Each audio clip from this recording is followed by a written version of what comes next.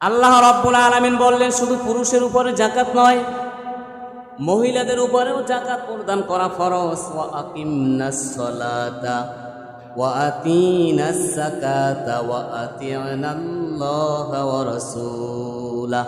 স্বামীরা তো তাদেরকে টাকা দেয় না, তারা যাকাত দেবে কোত্থেকে? সম্পদ তো সব স্বামীর, তারা যাকাত কোত্থেকে দেবে? তারা যাকাত দিবে তাদের যে স্বর্ণ রৌপ্য আছে, অলংকার আছে, এখান থেকে কিছু হিসাব করে সদকা করে দাও। জোরে বলুন সুবহানাল্লাহ। কত সুন্দর আল্লাহ বিধান দিয়েছেন। শুধু পুরুষরা যাকাত দিবে তা না, ঘরের ভিতরে মা বোনরা যারা আছেন তাদেরকেও আল্লাহ যাকাত দিতে বলছেন। তোমাদের অলংকার বড়ি 10 ভরি 20 ভরি স্বর্ণ আছে, শুকেছে ভরে রাখছো, বাষ্পজাত করে রাখছো। ওয়াল্লাযীনা ইয়াকনিজুনা যাহাবা ওয়াল ফিদ্দাতা ওয়ালা ইউনফিকুনাহা, তোমরা যারা স্বর্ণরৌপ্য ধন সম্পদ বাক্সজাত করে রাখছো, এখান থেকে যাকাত প্রদান করো। যাকাত কাকে দিবেন?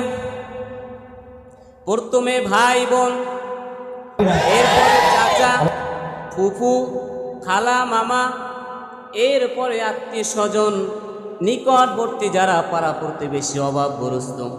কিন্তু বাবা মা দাদা দাদি নানা নানিকে যাকাত দেওয়া জায়েজ নাই। বাবা মা দাদা দাদি নানা নানিকে, নিজের ছেলে মেয়েকে যাকাত দেওয়া জায়েজ নাই। স্ত্রী স্বামীকে, স্বামী স্ত্রীকে যাকাত দেওয়া জায়েজ নাই। তাদেরকে যদি আপনি কিছু দিতে হয় অন্যভাবে দিতে হবে। বাবা মাকে আপনি রমজান আসলে কাপড় দিচ্ছেন যাকাতের টাকায়, হবে না, না জায়েজ। জোরে বলুন নাউজুবিল্লাহ।